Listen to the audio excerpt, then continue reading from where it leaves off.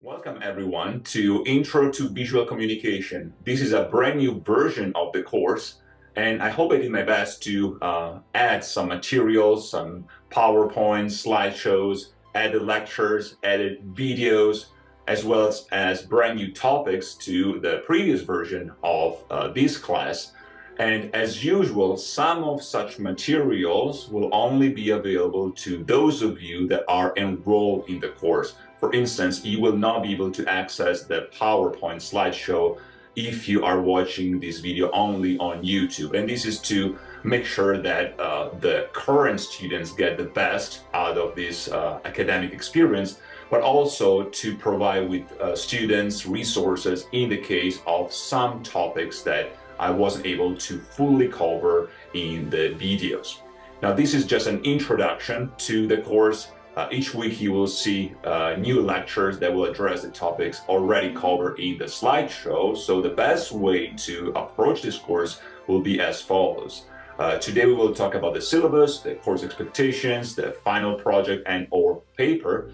And for each lecture, my recommendation will be for you to open up the course, download the PowerPoint slideshow, and follow through as you are listening to the visual lectures. In other courses I teach, those two elements are incorporated, and you can watch the video while simultaneously be able to address the graphs, the added topics, or the images in the videos. But because this course focuses so much on, as the name implies, visual communication, I felt the need of separating these two elements so that you can listen to my voice, and hopefully my accent is not too strong for you, while simultaneously browse through the slides so that you can always have that as a separate entity, so to speak, that you can always review in preparation for the class. So please watch the videos and watch the PowerPoint slideshow at the same time. And I will guide you through that each week. I will mention when I'm talking about this specific image or that specific painting or that poster or that review, so that you will hopefully have an easier time following what I am discussing in each module. So without further ado, let's talk about the syllabus. And the syllabus is comprised of 15 weeks materials. There might be some discrepancy between what I'm covering today and what you will find, especially starting week 3 in the module. So always refer to the modules, simply because those will be the most up-to-date version of each lecture. And because I also want to expand upon such topics on the premise that I'm here for you, feel free to email me or use the system messaging device that you have on the top left, I believe, student area in each course. So reach out to me and feel free to ask me to elaborate on this or that topic, or if there's anything you want me to further clarify, I'll be happy to do that. So 15-week course. And the first week is pretty much the introduction. So who am I? Who are you? What brought us here? And in order to do that, please access the discussion module again in week 1 and complete this introductory discussion. So for this week, your primary task will be to introduce yourself, familiarize with the system, familiarize with the course, and pretty much listen to this lecture. As the course progresses, you will see that more and more materials will be added. And as part as your weekly test, you will have a lot to study, a lot to review, to complete some other discussions. We will have a midterm quiz as part of that, as well as the final project. Because this is a course that is comprised of both a narrative examination, a curatorial element, a critique, as well as a practical application of what we learn, which will be the artistic part of the final project, then I really want all students to focus on these two aspects of the course. So on one side, please master the topics that we will explore, and on the other side, focus on your own creativity, on your own creative path, because I really want to get to know you, your artistic side, your creative side, and I really want you to have enough time to prepare for the final project. But we'll discuss that in a few minutes. So first week, again, introductions, students and instructor will introduce themselves to the class. And what I'm asking you to do is to pretty much state what you choose or you chose in the past, you've taken now this class, and share a little bit about your previous experience with art, creativity, and communication.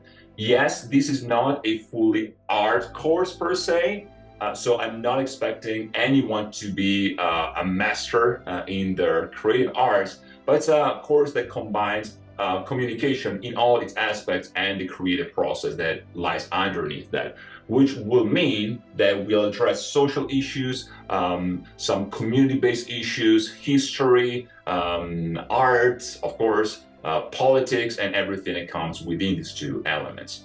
So please do your best and have fun while learning.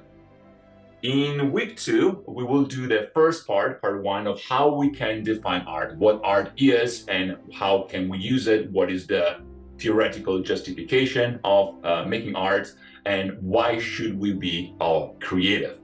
That might take on a philosophical perspective, and philosophy will be a relevant part of this course.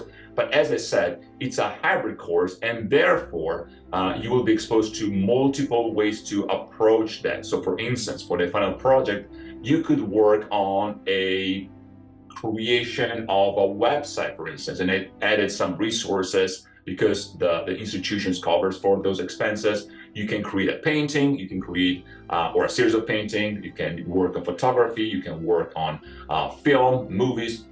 And in that regard, I posted recently a film that was involved in to inspire perhaps the final project in that area. But please focus on what things you are more interested in, and you can also expand upon those things. For instance, if you have an interest, let's say, in history and anthropology or identity issues, social policies, medicine, and healthcare, and you address such issues from a theoretical standpoint in a different course, either with me or another professor, you could use the same topic for this course as long as you frame it in a creative sense. So you might have done a theoretical investigation of that topic, and now you decide to create a photo shooting set that is based upon that research. Or you can create a series of paintings or drawings, etc., etc. You can create a website, for instance, to promote an idea, a social issue, to relate to your personal history/story or the one of people around you, things like that. It's very, very open. Week 3, icons, images, and symbols. How to understand the underlying structure of art through the linguistic and semiotic analysis of human visual representation. Again, we will cover each part of the syllabus each week. So some of these terms might sound foreign to you to some extent. But again, in this specific context, we will investigate the meaning, the narrative of the image, the symbol, and we will see how that translates into communication and what are the strategies and what are the skills one ought to use to make sure that their message is well received in a clear and precise manner in regard to what type of target audience you choose to address. Week 4, human perception. Perspectives in neuroscience and psychology to address specific attributes, aspects, and structures of the way we see and interpret the world around us. This is part of the brand new added versions of this course because, as some of you might already know, I do teach other courses in the fields of psychology, medicine, and neuroscience, and I felt the need to incorporate those, hard science-based aspects because, again, visual communication relies on A, communication, and B, visual processing system. So our brains definitely play a role in the way at least human perception is structured and how we can better incorporate what we know from neuroscience and psychology into the creative process in itself. So I will add a few more lectures in that regard and few scientific articles, papers, and studies that my team and I have been involved over the years. Week 5 are communication and sharing, identifying meaning, emotional and intellectual response, iconic components, and appropriate vocabulary to discuss and critique visual and performing arts. There's a lot to cover in week 5. but we also want to keep up with the technological advancement on one side, but also the social change on the other side. So one of the tricky things in a course such as this one is that when we're talking about, let's say, social media, for instance, a lot can change, not just over 10 years, but within the last 6 months. So I did my best to incorporate those advancements, but also keep in mind that there are certain structures that are always universally valid. For instance, in the way we compose an image, in the way we understand the connection between the message and the receiver, things like that, so that we'll be able to, again, incorporate those things that don't really change. So if you took this course, let's say 5 or 10 weeks ago, those parameters are still valid, but we want to update those knowledge elements to the current state of affairs, especially in the context of technological advancement and social media. Week 6, construction, deconstruction, reconstruction, philosophical theoretical analysis of repetition, recognition, and location on the positive and negative effects on perception. Another philosophical discussion here, especially because we just mentioned the validity of some universal rules in composition, for instance, and sharing messages. So we want to explore whether there are some philosophically critical stances against this universalist perspective. And of course, we can discuss modernism, postmodernism, postmodernism, and reconstruction as a way to better understand what we're actually talking about. Notice that I will always do my best to be as clear as possible when I discuss those things, but there are certain topics that by definition appear to be unnecessary complex. And this is my little criticism of certain aspects of postmodernism, which appear, at the very least, to remove what is universally valid and substitute it with really nothing of any value or short to it. But we'll see if that is the case, and I'll be happy to have a philosophical discussion with all of you at any point during the semester. And if you are a philosopher, you're interested in that, feel free to share your thoughts. Every thought in this course is definitely welcome. I'm a very curious person and I always welcome the perspective of students. Week 7, we are approaching the midterm. From text to movement, from book to film, examining written narratives, plots, debates, and discourses in new media and technologies. And as it implies, we are moving from a still life, so to speak, the description that you can find in paintings or in photography, to action movies, which, as the name implies, involve movement and what that represents in the context of contemporary art, but also contemporary sociology, psychology, and again, philosophy. The midterm exam will constitute the, as it implies, mid-mark of this course, and you will have a quiz in this class. This course is different than other courses I teach in the sense that you will not have weekly quizzes, as in, let's say, courses I teach in psychology, but you have a midterm mark that will comprise the knowledge that we shared up to that point, and there will be questions. I will not reveal the content of the question, but you will have a mix of open-ended questions, yes, no question, true, false question, multiple choice questions, and so on and so forth. And then from the midterm on, your job will be to complete those creative tasks each week. And as I said, you will have discussion, but you will also have artistic skills to ameliorate, to improve upon. So we'll ask you to, for instance, draw the front cover of a magazine, either by using your pen and paper or pencils or watercolors, or do that in a digital form using Photoshop, for instance, or the Adobe Creative Suite or Lightroom, things like that. The choice is, in most assignments, definitely yours. And of course, I will discuss how to go about understanding the skills that you need to complete that task. Week 8, the part 2 of how can we define art. So I did my best not to put everything at once at the beginning of the semester, because I want the course to be open and possibly engaging and not too boring, because sometimes all theory can become a problem in the flow of knowledge in any academic class. But in week 8, we'll discuss the historical development of visual imagery and their impact on perception, culture, society, and politics now and in the future. One of the things that visual communication very often has addressed in the past was to promote a certain candidate, a certain political issue, a campaign, a certain ideology, for instance, throughout history. I have plenty of examples, so I will provide some elements to reflect upon such things. Week 9. What do we see, how we see it, and do we really see it? Considering the limitation and vulnerabilities of our visual knowledge. Again, going back to neuroscience here, and to some extent mathematics, as in mathematical logic, we will understand what we can say about our own perception, our senses as human beings, because sometimes our species is not really the best in analyzing things factually, but that does not necessarily have to be a limitation. For instance, we will use the metaphor of a sunset or a sunrise, and whether our inability to perceive the world in a factual manner in that regard might be a limitation or might be actually a contributing factor to our creative self. Week 10, art therapy, one of my favorite topics.